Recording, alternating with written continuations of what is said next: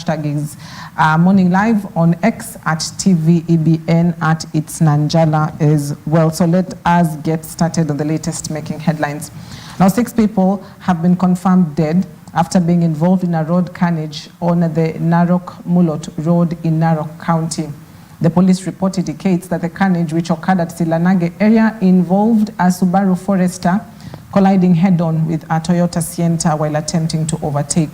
Police say the Sienta carrying 6 passengers was heading towards Mulot, while the Subaru was heading towards Narok. All 6 occupants of the Sienta vehicle died on the spot, while the driver of the Subaru sustained minor injuries. On 21st of April 2024, we had a fatal road accident that is along Narok-Bomet Road at a place called Siranka. This involved the 2 vehicles, a Sienta and a Subaru Forester. The Sienta was headed towards Murot direction, whereas the Subaru Forester was headed towards Narok direction.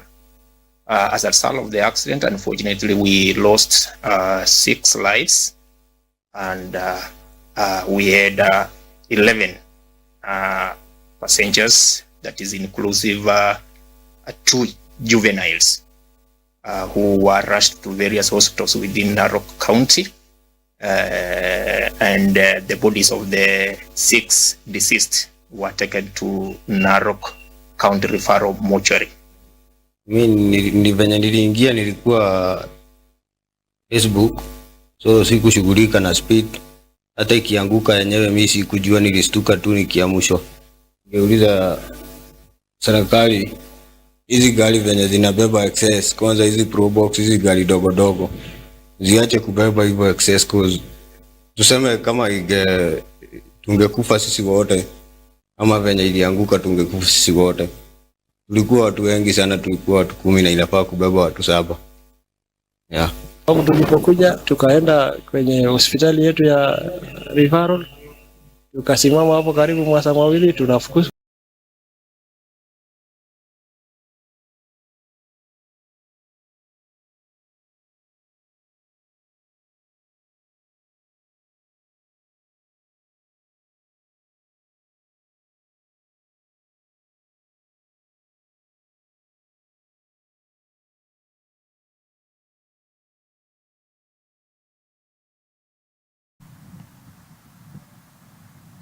Now, as the doctors' strike enters its 40th day, clinical officers now say they will continue with demonstrations until the government implements their agreement. So far, the government and the Kenya Medical Practitioners and Dentists Union have agreed on all issues raised, including payments for resident doctors.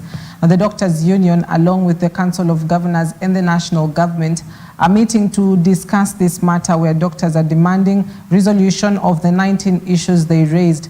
The court has granted stakeholders more time to reach an agreement on these issues, with doctors ordered to ensure essential services are not disrupted. On strike because it has been made a necessity, and mostly by the 47 county governors and the 47 county governments. As my GS has said, tomorrow we are having a procession because we have a problem with the Salaries and Remuneration Commission.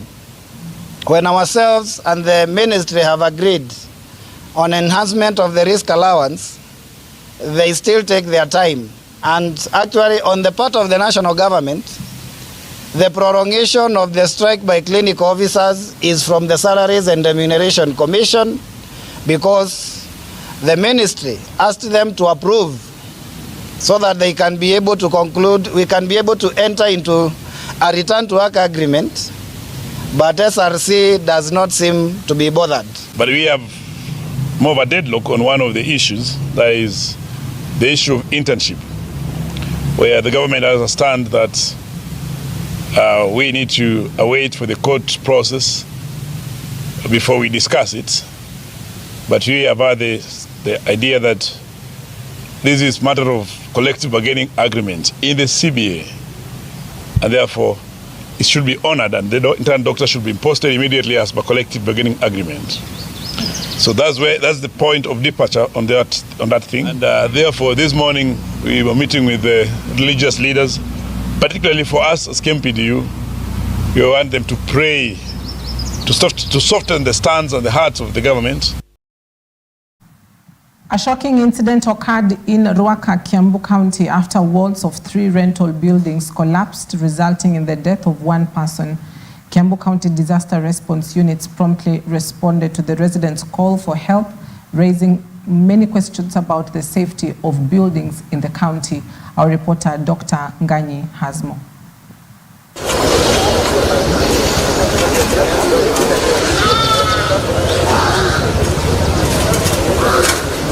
The county government of Kiambu has ordered the evacuation of tenants living in 3 residential apartments in Ruaka on Monday at 6 a.m. after a section of the perimeter wall collapsed on an adjacent iron sheet residential structure due to the ongoing heavy rains, resulting in the death of 1 resident and injuring another, while a 3rd person was rescued by the county government's disaster management team during the operation.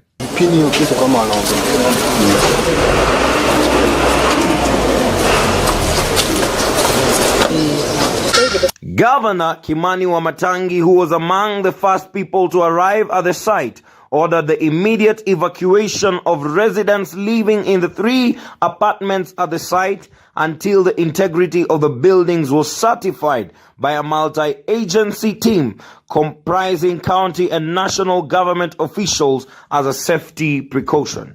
Kwa ajili ni muhimu sisi tudhibitishe ya kwamba kila nyumba hapa liko salama kukaa na kuishi ndani.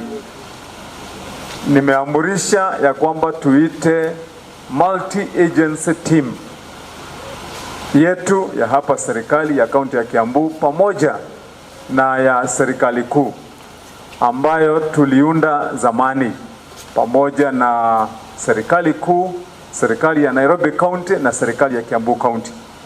Nakumbuka tulikuwa mbeleni na shida fulani hapa Ruaka ya nyumba na kule Ruiru. Na baada ya hiyo tukaweza kuunda timu pamoja ambapo tulisema tutakuwa wakati kuna mambo kama haya tunafanya uchunguzi na kukagua kwa kina kuhakikisha kwamba hakuna shida hata moja yenye inaweza kuwapata watu wetu. Wamatangi said his administration will continue inspecting all buildings from the construction stage to the completion, as well as monitoring the safety of all structures to ensure that such tragic occurrences are avoided at all costs. Kwa ule muda unawezekana mdogo zaidi, hata kama ni siku moja ama siku mbili, tuhakikisha kwamba ripoti imetoka ya ukaguzi na inakuonesha kwamba unaweza kuishi ndani ama hauwezi kuishi ndani. Lakini hatutachukua risk ya kuacha watu wakiwa ndani ya nyumba kabla hatujapata habari kamili. Dr. Ngani reporting for EBN TV.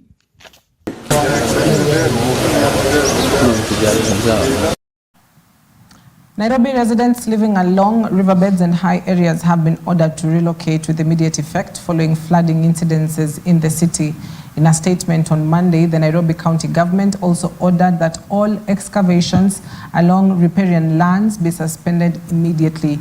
The orders came after Nairobi County Governor Johnson Sakaja chaired a multi-agency team following the heavy rains witnessed in Nairobi over the weekend, leading to flooding and destruction of property. As we look at many of the areas, including where we are, we can see that there's actually a lot of encroachment and obstruction of the normal path of the rivers.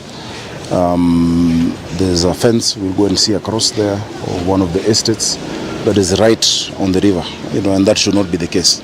Okay, we are also telling the Port of Nairobi that our disaster teams are on standby 24 hours, 7 days a week. They can call our toll-free number 1508 at any time. We have ambulances on standby across the city, and that number goes straight to our emergency operations center. that can be able to dispatch any assistance that is needed. Also, we are appealing Nairobians to listen to authorities, the sub-county admins, the ward admins, the DCCs and the assistant county commissioners, who are asking them to move to higher ground in those places that are affected. They should be able to heed those calls, because it is really for their safety. It is for our safety for us to be able to do that. So just call 1508. Let us know if any of what we've said needs to be done is not being done by somebody else. We must be vigilant also as the people of Nairobi.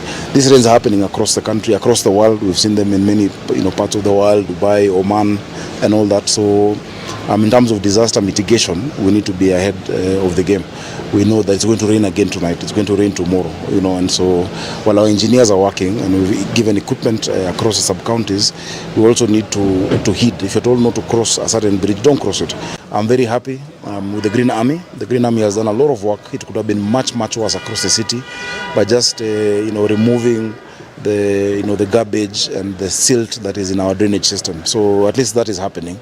We must be pragmatic in the interventions that we're making and be alive to the fact that there are certain investments, but those that are completely outrageous, just in the wrong place, just as happened with the Timor a few years ago, with UK Center, we will not hesitate to take such action where need be.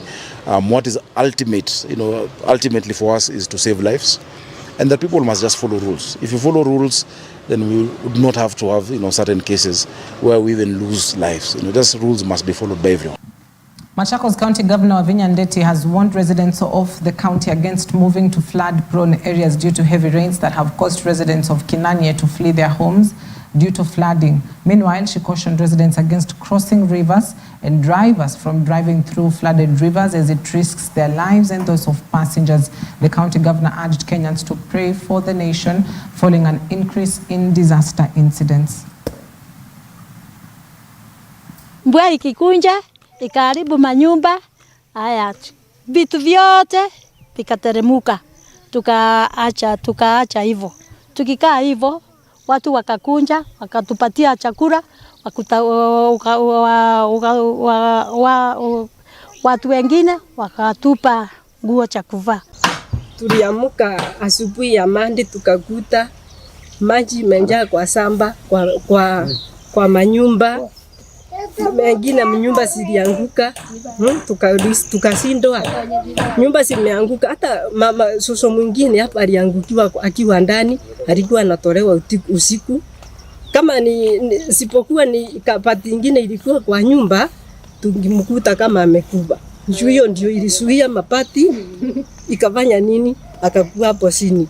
Sasa alitolewa. Tungikuwa tukiongea mambo ya matisi, unaona?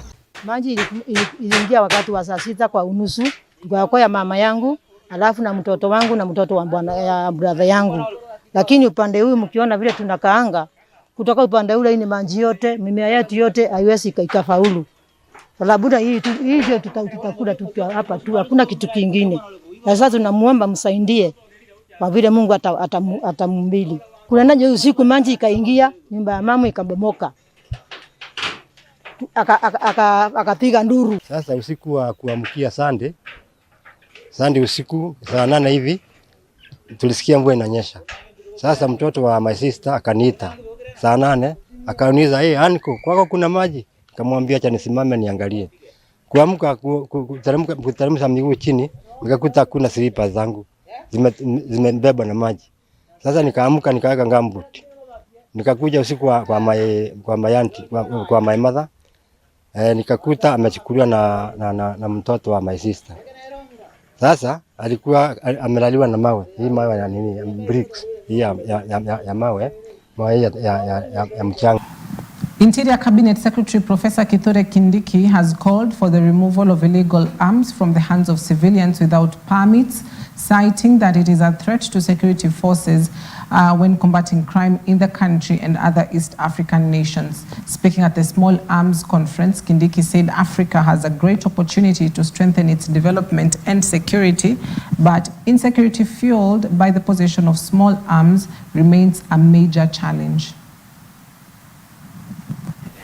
We in this part of the world have a challenge to find ways of comprehensively and permanently eradicating illicit trafficking in small arms and light weapons, because I am persuaded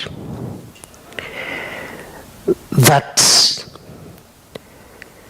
minus the instability that small arms and light weapons are causing in our region, Africa is the next frontier for the civilization of the world. As you are aware, the participation of Africa in the first, second, third, fourth industrial revolutions has been minimal. The matter of the negative and debilitating effects of small arms and light weapons in our region is as urgent and is as a priority as it was during the formation of REXA. As you're aware, illicit trafficking in small arms and light weapons continue to fuel conflict in many of our countries. It continues to undermine governance in many of our countries. It continues to impede socio-economic development in many of our countries.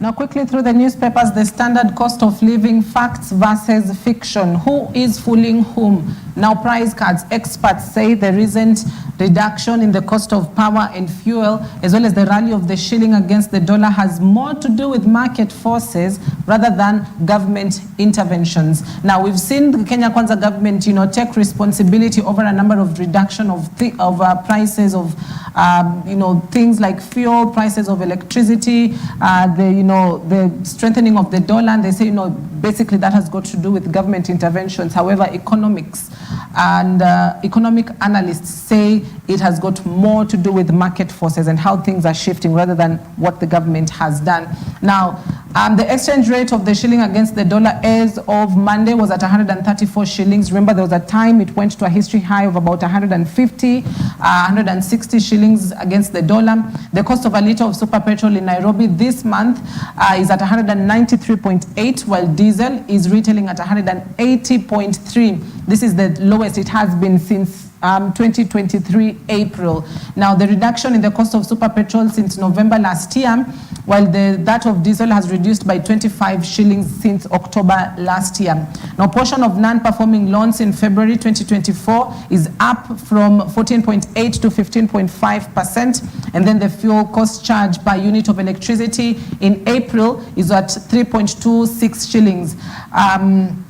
Compared to January this year, where it was at 4.33 shillings. Now, the lower inflation rates, reduced cost of electricity and fuel, analysts say, are largely being driven by the weather and the rally that the shilling has experienced since February this year. So when the shilling drops or strengthens, then that means subsequently you're seeing a reflection in the price of fuel in the market, in the price of electricity as well. Even the rains, more rains means, Kenya Power is able to do a lot of generations in terms of power supply. And so following the rains, power sector agencies have ramped up electricity production from hydropower plants, which is the cheapest energy source in Kenya, while scaling down production from costly thermal power plants. So more rains, that means cheaper electricity. But when there's no rain, then the electricity prices subsequently go higher. Now, the lower pump prices are also due to a strong shilling. Diesel is currently retailing at 180, like I've said, in Nairobi, 25 shillings lower than a record high of 205 as of October last year. So, cost of living, facts versus fiction. So who's living in this fiction space and what are the facts looking like? So that is the headline on the Standard. As well as cases show war on fake certificates is a big battle. Court filings indicate that the suspects in fake certificates accusations mount big battle to block attempts to remove them or vie from political office, a factor the government has to contend with in its new renewed effort. So persons holding big offices or big seats in various public appointments as well as elective positions, but do they actually qualify to be in those positions? This is one of the big issues that is crippling perhaps the fight against corruption in the country. Also, terrorist doctor gets 12 years in jail. That is Mohammed Abdi Ali, who worked in Makueni County, was found guilty of recruiting people to the ISIS terrorist group and being in possession of articles related to terror activities. He as well was found guilty of planning to carry out a terrorist attack using a biological agent in form of anthrax bacteria. That is as well the headline on the Standard. Now to the Daily Nation, flashy city pastor on the run over 600 million shillings job racket. Flashy city pastor on the run over 600 million shillings job racket. Greener pastures, is it? Pastor James Wanjohi of Jesus Culture Ministries easily stands out wherever he goes, but an overseas jobs placement syndicate linked to his farm and church has left a trail of shattered dreams and debilitating debt of hundreds of job seekers. Now, people who have paid between 100,000 shillings and 140,000 shillings to this pastor is at 4,000 shillings. So you do the math. If 100,000 people pay 4,000 shillings seeking job abroad to this pastor, just how much does he have in his account? So, flashy city pastor on the run over 600 million shillings jobs racket. That is a story that is on page 2 and 3 of the Daily Nation this morning that said detectives have arrested his associates, but man of God says his firm only deals with visas. So that is Pastor James Wanjohi, pictured on the Nation of Jesus Culture Ministries in Roysambu, Nairobi County. The pastor is also the founder of WorkStart Africa, a recruitment agency. So it is through that agency that they're now able to deal with services such as, are you looking for jobs abroad? Are you looking to have your visas? Are you looking for a passport? And so detectives on trail of Jesus Culture Ministries cleric who claims his WorkStart Africa firm only deals with visa applications. However, into deeper details, 600 million shillings job scam and hundreds of debt-stricken victims. Not the first time we're looking at this kind of scenario where persons are paying a recruitment agency huge chunks of money to get either work permits or visas or jobs abroad, but they end up not getting it. So where does the the accountability lie really in terms of cracking whip on this kind of agencies? Also, teachers oppose proposal to lower retirement age. The Kenya National Union of Teachers has opposed the proposed lowering of the retirement age for public servants to 55 years. The union holds that reducing the retirement age by 5 years will deny the country experienced workers. A new bill is seeking to reduce the retirement age from 60 to 55. Doctors no show at meeting at state seeking to end strike. Today, 41 days since the doctors got to go on strike. The government has been in negotiations, at least on the table, with the medics. However, no solution has been reached as of now. So 41 days into the strike, still no solution. And so that is something that we continue to experience across the country in various hospitals where doctors are not reporting to work. They want 19 things implemented, amongst them posting of intern doctors, increasing of intern the government says is stipend, but the intern doctors say this is salary, because that was reduced from 207,000 shillings to about 70,000 shillings. They also want doctors hired in various hospitals, because at the moment we're looking at about 5,000 doctors serving 49 million Kenyans. If you do the math, what is the ratio of one doctor to patient? And so they want more doctors hired as well. So that is the headline on the Nation. And then finally, the Star newspaper. Ogola, a daughter's heartbroken tribute. KDF Chief of Defense Forces General Francis Ogola died in a helicopter crash in Marakwet and was buried last Sunday. So page 2 and 3 and 7, the Star continues to mourn the death of the general who was laid to rest on Sunday at his home in Nia in Siaya County. Now, the daughter, that is Lona Ogola, is one of the persons that has really come out to the limelight, particularly after the death of the father. Initially, people didn't know so much about her, but now they do. And so Ogola, a daughter's heartbroken tribute. Also, stalled projects in 10 counties, gobbled 12 billion shillings. Now, Lucky Sama Majengo Mabatini Healthcare Center in Nairobi, that's 1.36 billion shillings. In Kiambu, you're looking at Bibirioni Level 4 Hospital. That is gobbling about 285 million. And in Trans Nzoia, the Trans Nzoia Teaching and Referral Hospital, 1.6 billion shillings. Nyamira County, where they're constructing of county headquarters, that is gobbling up 382.9 million shillings. In Kitui, health projects are gobbling 573 million. In Tana River, 58 projects stalled at a cost of 825 million. In West Pokot County, 798 projects stalled, which are gobbling up about 1.8 billion shillings. In Turkana County, county headquarters building stalled, which is gobbling about 397.4.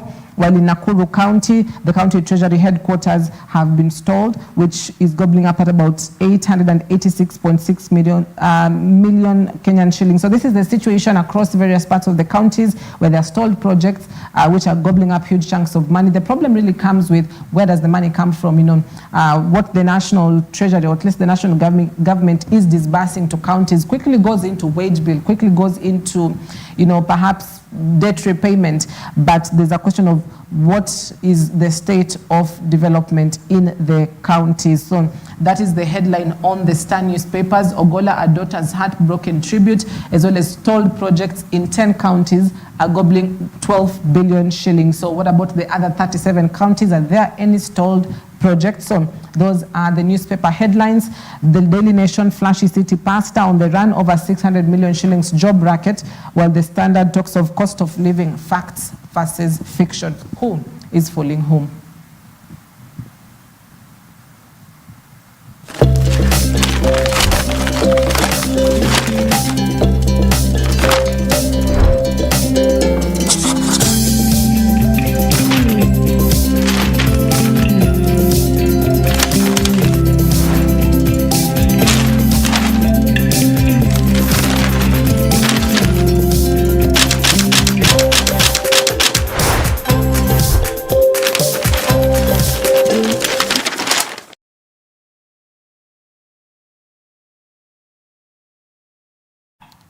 All right, allow us to take a quick breather. When we come back, we'll be having a conversation around a headline that has largely ignited debate across the country on plans to extend term limits for elective positions such as the presidency, the member of parliament, the county governors, as well as the MCAs from 5 years to 7 years. So that conversation returns in just a bit. You can send in your feedback, questions, thoughts, comments perhaps that you've got regarding this, and we'll be sampling them when we get back. Stay with us. We'll be back shortly.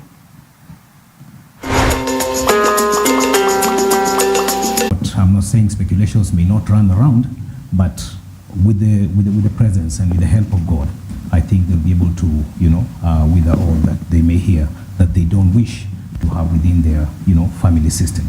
Right. So to Kenya, we have lost a general, and I do believe that he was a man based on the tributes that are coming either from the social media and the ones we're getting from other mediums of communication.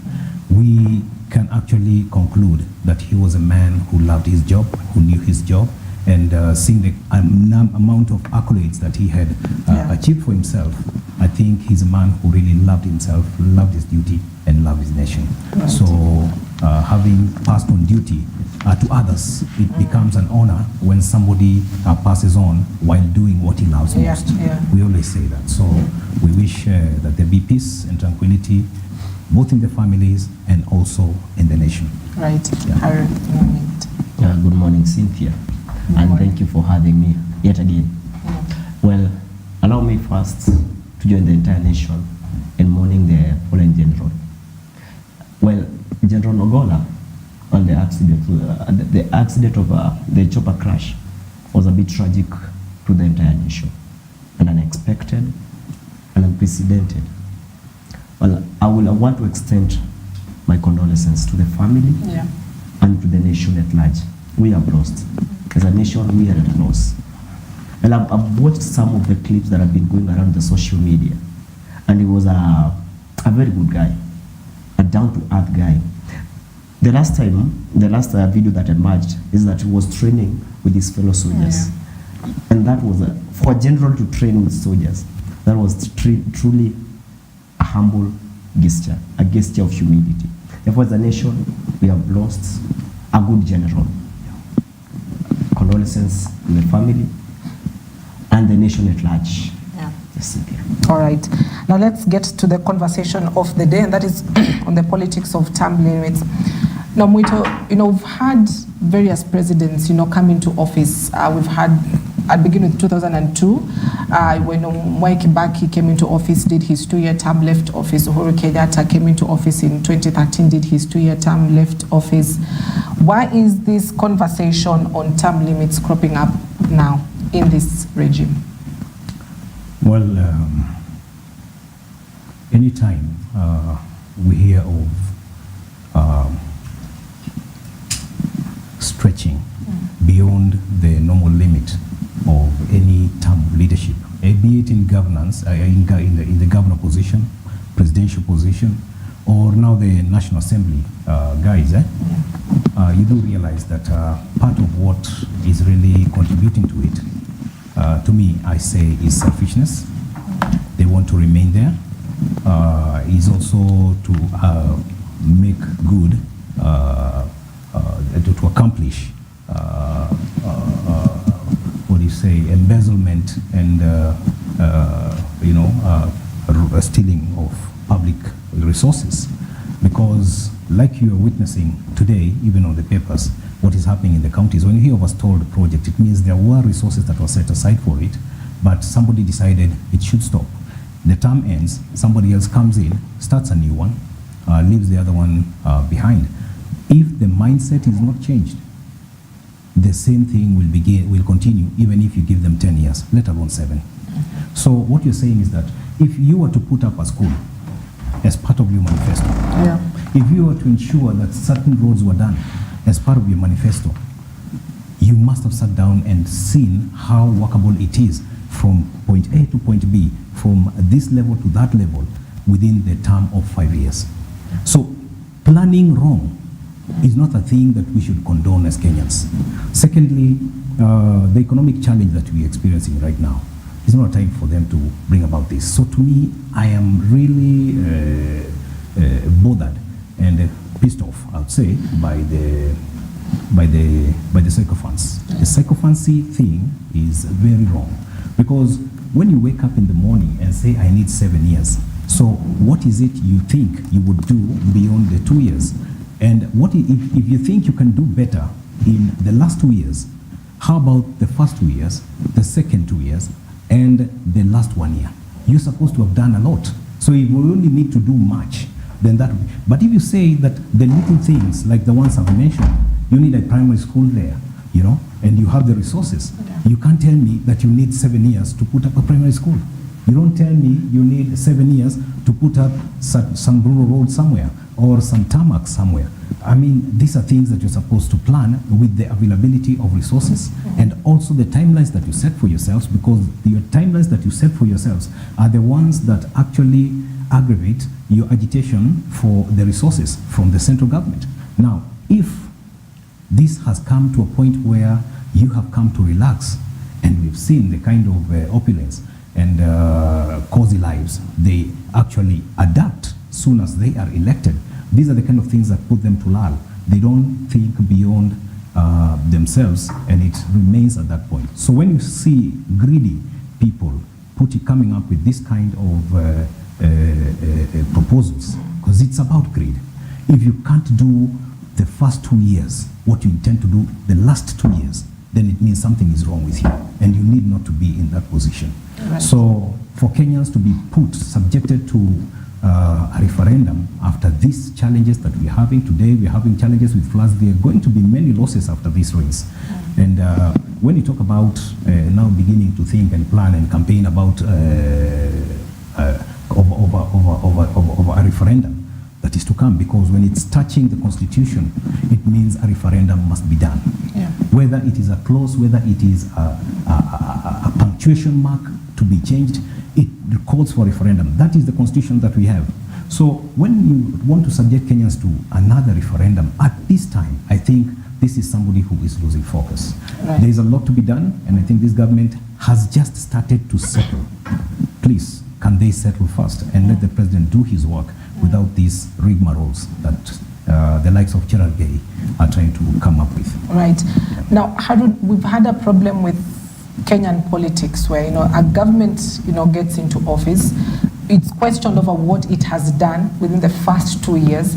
Then we see development the third and fourth and fifth, year. At the end of the term is when you're starting to see a ramp up of different, things that are being done across various counties and wards.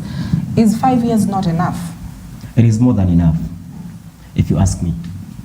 Now, Cynthia, before I talk about the Kenyan issue, allow me to refer to the Americans. How many years do they have for presidential term limit? 4 years. 4 years. Yeah. And why do we need 7 years for? And actually 5 years are more than enough. As you said, if you want to do something, you have your own roadmap on how to do something. You have created a roadmap that says, I shall do this from here to here with this time limit. Yeah. So telling me that we extend presidential, or rather, we give them every elected member and elected members of this government and the opposition too, because it will cut across 7 years term limit.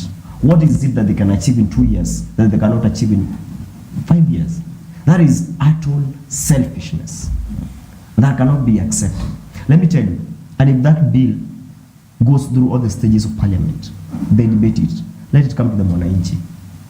They say, when you have nothing else to do, then you are going to do what you must do. As a nation, this is not time for them to bring such a debate.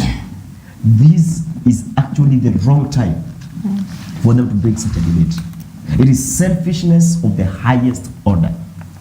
And for them to sit down somewhere and decide and say that we want to extend presidential term limit, we want to extend the term limit for senators, term limit for the governors, the MCs, and all the elected officials. That is utter selfishness. Cynthia, I wish they could just focus on service delivery. I wish they could just focus there and leave alone the issue of term limit. If I was to be asked today, I would give them 3 years, a maximum of 3 years, maximum. The 7 years they want to have, it is just for them to amass more wealth for themselves. Because we've seen some of them that have gone to parliament with nothing. Then in 2-3 years time, what are they doing? Flying around with choppers and doing everything else. So we say the mandate that the Wanjiku has given them is to represent them and not to talk about how to extend their term limit. Let them talk about how we can move this nation forward, how we can save this nation from plunging into to the ditch that it was going to plunge into.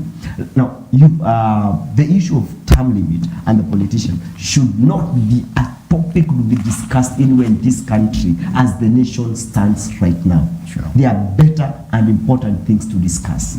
This issue of term limit, wrong timing, wrong ideas. I don't even know what other word to use it here, but it is totally unacceptable. But and as you said, for us to have this term limit extended, we will go for a referendum. Now, come whatever may. You see, Cynthia, the current rate of voters that we are having right now is not the rate of voters that were there something like 50-20 years ago.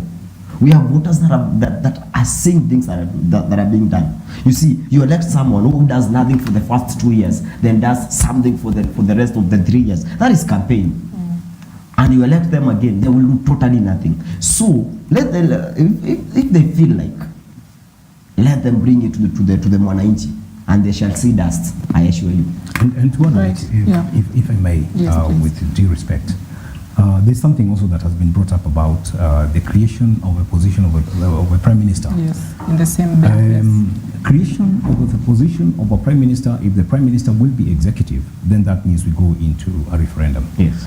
If it's a non-executive, it will just mean that it's just a title that has been given to an office. Yes. So it can be a non-executive, like what was given to Matiang'i. You just get responsibilities, and then maybe it's called into. But there is no provision in the constitution of the creation of a premiership, because Kenya is not a parliamentary, is not in a parliamentary system.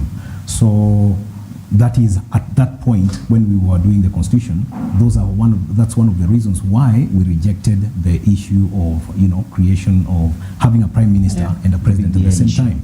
So today, creating another office of a prime minister, it means you get resources as much as you have for the presidency or close to that, and again pump it into that office, and knowing too well that the government is still suffering with little resources.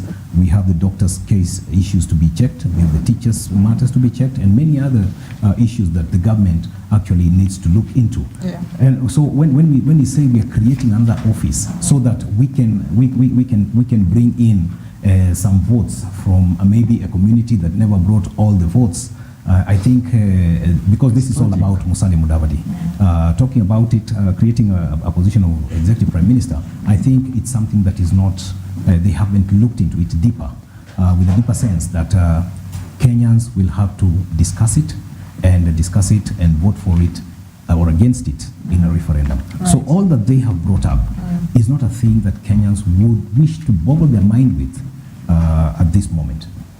Now, Muito, what could really be the thinking behind Senator Samson Cherargei, sponsoring this kind of motion in Parliament? What could be the thinking behind it? You're not his shoes, but if you could fit into his shoes, what is really pushing for him to put this kind of amendment that will see, key tenets of the Constitution, including Article 136, 101, 170, and 180 that speaks on the presidency and the term limits? What is pushing for this? Psychophancy is a latent disease, is a hidden disease. One may not know that you're suffering from psychophancy, but you just feel, I should say this and I should run with it because I think it's good for me or good for us or good for anybody else, without consulting and without caring to know what he feels or what he thinks.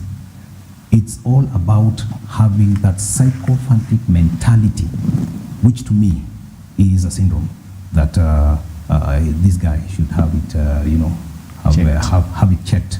Having checked is not necessarily going to hospital, but he should sit down with some wise men from the community, the Kenyan community, and advise him. And he should listen to what we are saying. We're representing some voices, and they should listen to this and stop, just mumbling things when he gets before a mic. That excitement is supposed to, die down, because there are people who hold the mic and all of a sudden the excitement is triggered and they begin to say things haphazardly.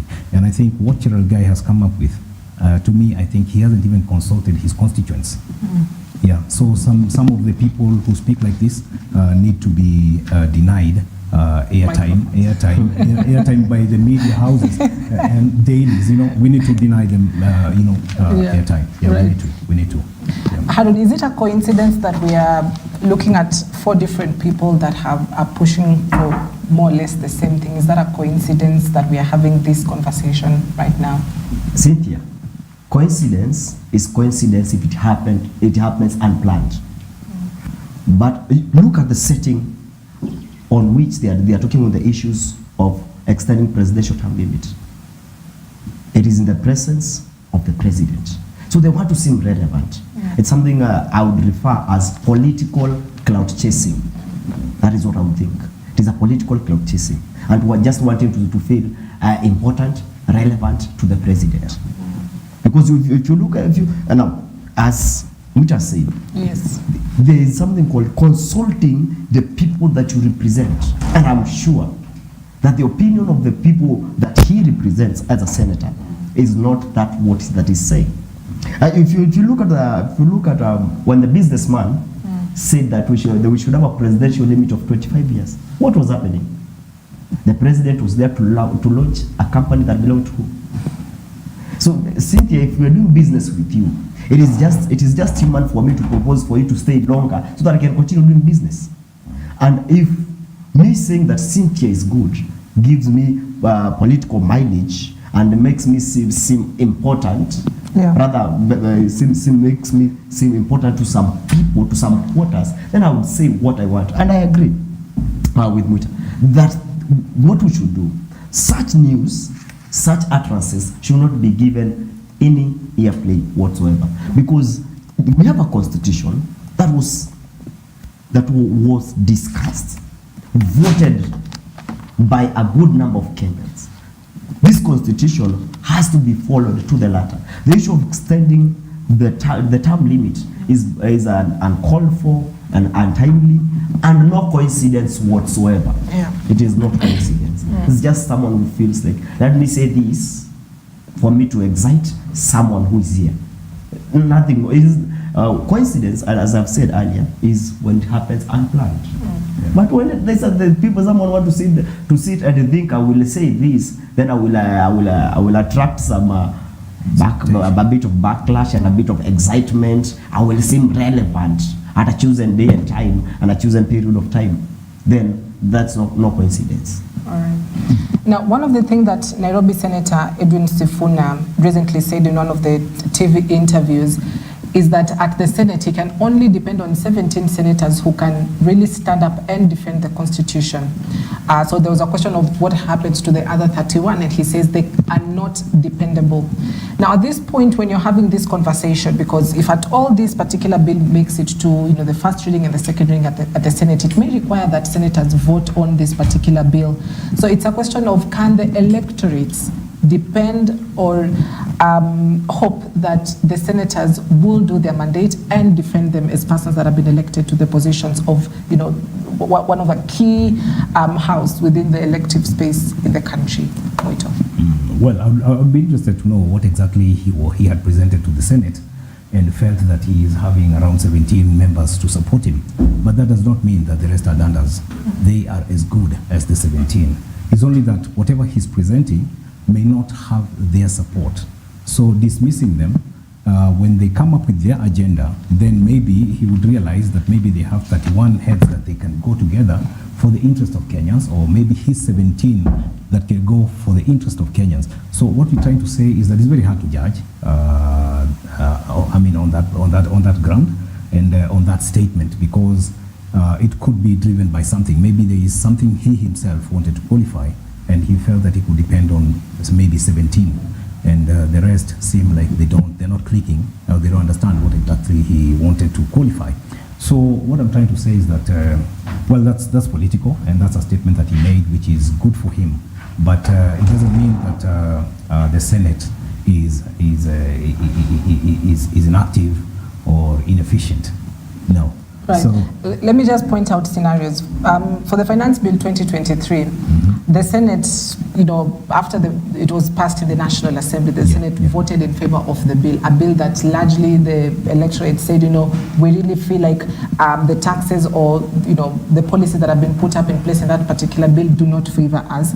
Talk about the affordable housing bill as well, that was enacted into law actually, and was passed at the National Assembly, passed at the Senate, contrary to what a lot of Kenyans felt should have been.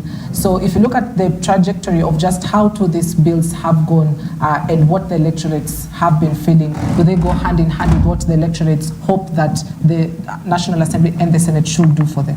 well, touching on Sifuna as an individual, by that time, 2023, he was still, and he still remains, an ardent supporter of ODM strategy, manifesto, plans of governance, and whatever they would have done had they come into power.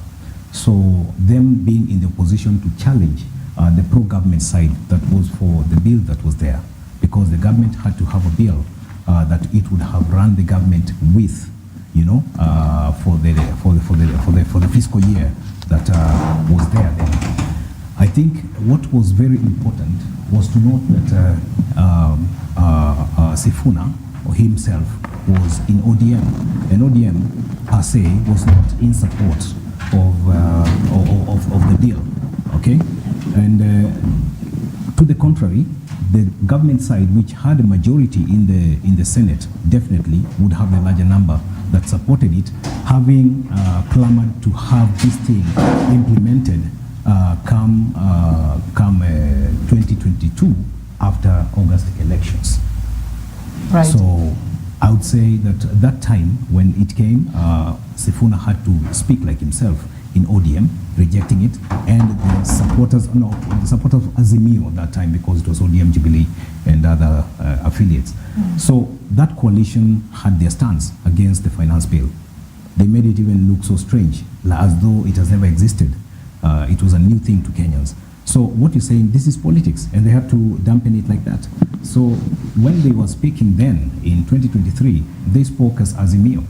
And there was a government which was trying to start rolling out its plan soon after elections. So the best way was to ensure that as opposition, nothing goes on if it happens to go right, and against what we had been standing for.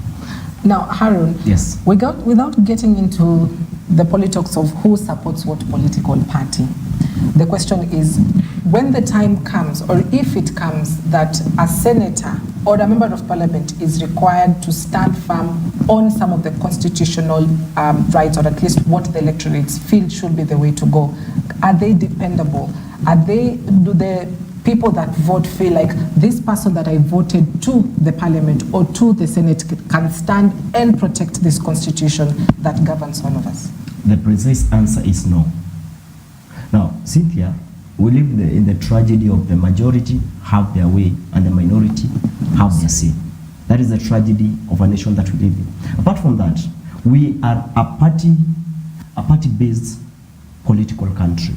So if a party issues a specific direction, I don't see any senator who would stand and say, you see, the party has issued this direction, I would stand here and say no. And if they do that, then they are deemed as political betrayers. They are deemed as political betrayers. So they are caught up in a dilemma between pleasing the common mwananchi who voted for them and pleasing the party that now took them where they are. That's why I'm saying, that question depends on the direction of the political party. That is what majorly depends on. We have the chief whip who must whip his members to follow a specific direction. But we've seen, let's see, about 2 or 3 who have stood their ground against the party. So dependability is there, but on a few of them. The large majority, dependability is something we can debate about the whole day. Come this week, come next week, something we can debate about that. It is very evident and clear that our political class cannot be dependent on to take care of mwananchi, but can be 100% dependent on to take care of the political party that has taken them to parliament. Now that is the tragedy of the current leadership we are having as a country. To add on it, you see, there is a mentality in Kenya that opposing means you could be right or you're right because you're opposing. Standing against others might come out of various reasons. Maybe you don't understand it. Maybe it's affecting you one way or the other. Just like the way he said, a company launched and the person who is going to be the greatest beneficiary is actually speaking. So he would speak anything in favor of that thing or whatever is happening. So when somebody opposes, it doesn't mean that that person does not see or doesn't have sense, a good sense in it. Or doesn't mean, again, that he has the best sense of it and the others don't see it. So opposition or opposing in Kenya means that there is something is seen different from the government. And it is in a case where after the government has been bedeviled, then it becomes an issue where anything that is spoken against the government or anyone who stands against the government seems to be right. And that's the Kenyan way. However, as he said, it is a democratic principle. Majority have their way, the minority have their say. That's the politics we have, and it's actually party politics. That's how it works. Right. Now, in addition to this bill that Cherargei has submitted, he also seeks to anchor into law the position of the Prime Minister, or at least that provides the creation of the position of the Prime Minister. It also seeks to increase county funds, from the current 15% to 40%.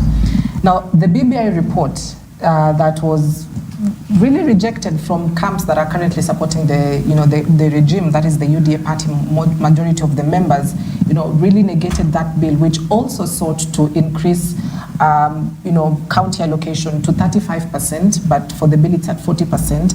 That also sought to put into law the creation of the position of the Prime Minister and 2 deputies. Now, there's a famous saying that says, if it walks like a duck or quacks like a duck, then it is probably a duck. Is this a duck? Well, I didn't capture your question very well, correctly, but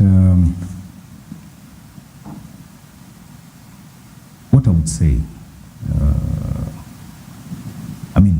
just repeat again, because there's something I want to qualify. Right. But I didn't capture the large explanation that you came up with. Now, 2 of the recommendations of the Building Bridges Initiative, the BBI bill that fell in the hands of the court, sought to increase county allocations from 15% to 35%, basically allocation to counties, as well as creation of the position of the Prime Ministers and 2 deputies. Now, this bill that the Nandi Senator Samson Cherargei is submitting at the floor seeks to as well create a position of the Prime Minister and increase county funds to 40%. So those are 2 tenets that are quite similar. So is this just a BBI bill but in a different version? Well, if you can remember the words of the President at Bomas, which not so many people captured, he said it is not a thing for this time. And he's not saying it's a bad thing, it's only that it's not a thing for that moment, then when they were launching it at Bomas. Secondly, county governments are supposed to benefit from the national resources up to around 45%, not even 35%. So, having come from 15% at some point, and now we are talking about over 25% or 30%. Let's give credit where it's due. I have always flipped it over to have our focus also onto what we call accountability of the 35. And we can't keep demanding for more percentage, more resources, and here we are today, right here, in the Star, and we have a lot of the stalled projects. It means money allocated, but the projects are stalled out of whatever reasons, either political or lack of efficacy. So what you're trying to say is that these people must be brought to account. It is time to send the EACC to step in and do investigations. It's time for the courts and the jails also to prepare for space, so that these people can be held accountable, and whatever jail term is supposed to be, administered to whatever crime that may be found in such, then it will be a lesson to any other who would wish to inherit a position in the governance, county level. What I'm trying to say here is that they are supposed to benefit with more. But hey, even the 15%, we've had issues. Even 20, we've had issues. And now we are even higher and we are having issues. It's time that they become accountable. So once they become accountable, then we can be able to join them in drumming up for more. Because the stalled projects means there's a Kenyan who's supposed to benefit from whatever has been put up halfway, and that person was lied to that this was going to be completed to their benefit. Now, it has not been completed. It means this Kenyan continues to suffer, okay? Suffer now with another pain of patience, because impatience now begin to set in. Because you're telling me to wait, I waited for the other one to finish, to start it off, he started it off, now you've come, stalled it, began something else that is not of my concern. Kenyans are demanding that whatever is happening right here, let the EACC step in. Concerning the other one was about Office of the Prime Minister. Office of the Prime Minister. I say that is something that we should not really entertain. If we understand how much resources is to be pumped into that office. It's not just an office, because the office of the Prime Minister, if you make me a Prime Minister today, it means I will wish to have my roots at the grassroots level. Secondly, at the back of my mind, I will not say it. I will be pledging loyalty to this president, and it's not this one I'm talking about. I'm not talking about Mr. Lee, I'm talking about the sitting president, any sitting president. I pledge loyalty, but at the back of my mind, I have a focus that is advising me on 2032-2027 presidential race. So what I'm trying to say is that they will make sure whatever resources that is given to them takes them all the way to the grassroots, either by their party or by their office. So these resources is not less than 2 billion shillings, if I would imagine, being pumped into that office, and many others that would come in through that arrangement. So the creation of office of a Prime Minister is a no-no at the moment. It's a no. Right. Yeah. Now, Harun, Mwita has mentioned on the county funds allocation and says, at that time we didn't need BBI then. Does that mean it is needed now at this point in time? And at the same time also, as you answer that, also speak about this office of the Prime Minister. Does it seek to compete with the office of the Deputy President or rather complement it? Let me start with the issue of the office of the Prime Minister. As it was said, setting up the office of a Prime Minister will take a lot of resources. Just the other time we were having this debate here, the counties had gone on strike saying that we have no money. We have no money.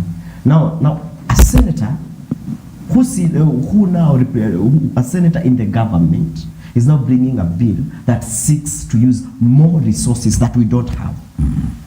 More resources that we already don't have to set up an office of a Prime Minister. Now, Cynthia, the office of Prime Minister is not an office that is in the Kenyan Constitution. So, if you ask me, it is therefore going not to complement but to contest the office of the Deputy President. Otherwise, what will be the roles of the Deputy President and the roles of the Prime Minister? We need to go back to the Constitution and now have the roles of the Prime Minister then in the Constitution that we shall then vote in a referendum. Now, coming back to the issue of the county allocations. They had the same government saying that we don't have resources. Now for us, it has gotten to a point that politicians now think that Kenyans are stupid. It has gotten to that point. I want to bring you this, but using this newspaper, I will bring in a lot of things that will benefit me and my friends. Now you want to tell me that he's proposing that the county allocation now moves to 40%. The same government that said we cannot offer 35%. But hiding in the guise of this 40% is the office of the Prime Minister. Now, Kenyans are not that stupid. Kenyans are not stupid anymore. We have gotten, Kenyans have gotten tired of this, let me say, I will give you this, but underneath it, what I am bringing is a hefty responsibility, a very heavy responsibility. Sure. Now, for instance, you've set up the office of the Prime Minister, and then you've set up county, to review and county 40%. Do you think that is very possible in Kenya currently? No, it is not. So that is the political hulabaloo, just noises to bring in the office of the Prime Minister. One of the reasons, I happen to have done some bit of research. One of the reasons that Kenyans were opposed to the BBI was not on the issue of county allocation. No, it was not. Majorly, it was the creation of political offices that were of no benefit whatsoever to the Kenyan public. It is the same dance, it is the same music now you want to play for Kenyans to dance. If they refuse to dance then, I am sure they will refuse to dance now. It is not time. Actually, I don't see it being time anytime soon. So the issue of county allocation is good.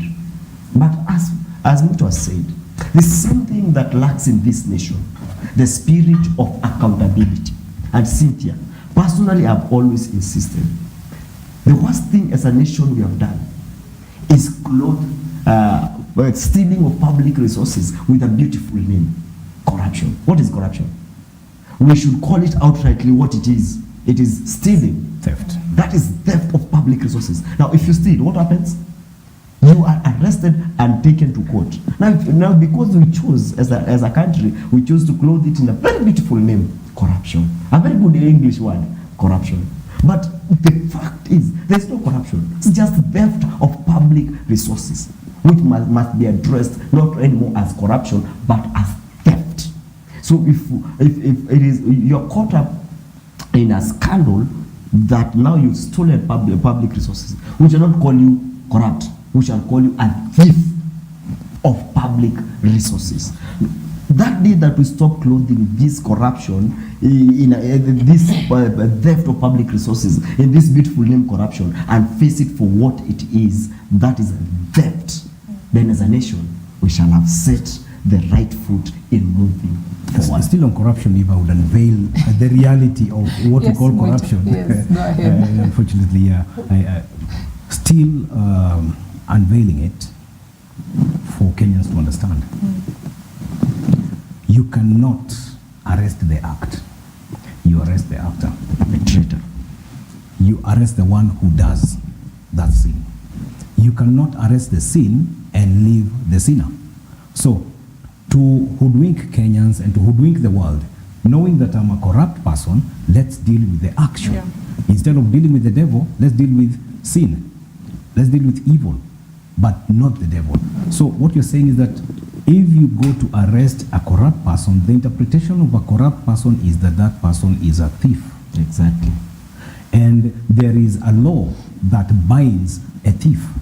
Exactly. But a law that binds corruption is not there. It is only a law that punishes the act of corruption. But how do you punish an act? That is the hypocrisy that is there in the making of the law. Right. Now, we've got 2 minutes to wrap it up, and I'd love for you to close as we answer this. You know, you've spoken about accountability. Yeah. So where is this accountability? Because we're having an issue on term limits, and you've said, you know, you've used quite a word, and you've said that's a lot of psychophancy involved. We're also having questions on political offices that are being created, not to even serve the public, but to serve, you know, political appointees, and corruption, which you're outrightly calling it on this show this morning. So where is the accountability, Mwito, as we wrap it up? Accountability is a personal conviction. It is that simple. If I have the character of a thief, then I will steal. If I don't have the character of a thief, I won't steal. Something tells me inside I shouldn't. So it means the ill-behaved characters are the ones who do those evil things of corruption and whatever embezzlement that takes place and any other thing. You commit crime because you have allowed an evil mind, an evil idea to settle in your mind. That makes one evil. And that evil person commits that kind of, evil act, the devious act. So what you're saying is that if the mind, I don't convince myself to act within the correct convictions, then I remain as corrupt as corruption itself. Well, as it was said, accountability is an issue of the heart when you decide to do what is right, when you decide to do what is expected of you. And I believe what lacks in our leaders is the will to do what is expected of them. That is what fails this nation. The will to do what is expected of them. Allow me to quote something that actually happened to be walking around yesterday in the county of Machakos. And Cynthia, allow me to invite both the county of Machakos and the MP for Matungulu constituency, one Mr. Mule. There is a road between a place called Oldonyusabuk to a place called Cheleni. That road competes with a cowshed. Basically, competes with a cowshed. For the last, I don't know, actually there were some demonstration there. For the last, I don't know how long, the people have been saying the same thing. And that's where accountability comes in. Feeling the pain of those that elected you. Please, the county government of Machakos and the MP for Matungulu, hear the cry of your people. And let us be accountable to the people that voted for you. Thank you. you, Cynthia. All right, thank you very much, gentlemen, to both of you for coming in this morning. Mwito Mureithi, who is a political analyst and commentator, as well as Leon Harun, who is as well an analyst and a commentator. Thank you for your wonderful company, and I'm glad you made it, regardless of the weather. Thanks for the time. A lot of people have had to cancel plans, but thank you for coming in. It's a commitment, yeah? Sure. That's what accountability is. So thank you very much to both of you. That has been the conversation this morning on the term limits, as well as just a bit into this particular bill that has been submitted to the JLAC, that is the Justice and Legal Affairs Committee of the Senate. We'll be looking to see how much it develops and what, or how it propels forward basically, and what will be the fate of that particular bill that seeks to increase term limits from 5 years to 7 years for key tenets or key positions, elective ones for that matter, the presidency, governor, member of parliament, and MCA. Question is, why not the Senate? Why not the women representatives? So that is something that we'll continue to have conversation around. So thank you for watching. Have yourselves a wonderful morning. I'm Cynthia Nanjala.